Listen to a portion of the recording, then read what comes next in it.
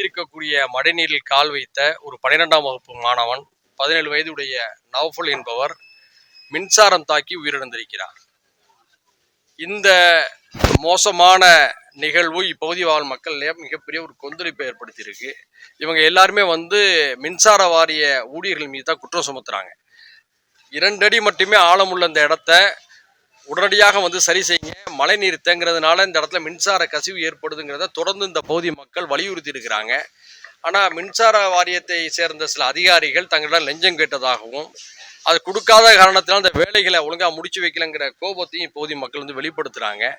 இதை உடனடியாக மின்சார வாரியம் கவனம் எடுத்து இப்போது மக்களுடைய இந்த கோரிக்கையை செவியேற்று எங்கெல்லாம் மின்சார கசிவு ஏற்படக்கூடிய அபாயம் உள்ளதோ, மழைநீரால் உடனடியாக எங்கெல்லாம் பாதிப்புகள் ஏற்படும் என்ற நிலை உள்ளதோ அவற்றையெல்லாம் துரிதமாக சரி செய்ய வேண்டும் என்று கேட்டுக்கொள்கிறோம். அது மட்டும் இல்லாமல் இந்த 12ஆம் வகுப்பு படிக்கக்கூடிய 17 வயது ஒரு மாணவன் இறந்தது இப்பகுதியில் மிகப்பெரிய சோகத்தை ஏற்படுத்தியிருக்கிறது.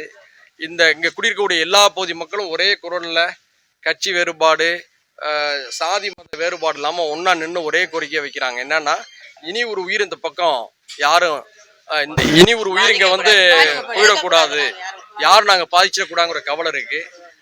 இப்போ அந்த உயிர் திரும்பி வரப்போறது இல்லை. இருந்தாலும் அந்த குடும்பத்துக்கு உதவி செய்யக்கூடிய வகையில் தமிழ்நாடு அரசு அந்த குடும்பத்துக்கு ஒரு அரசு வேலையை கொடுக்கணும்.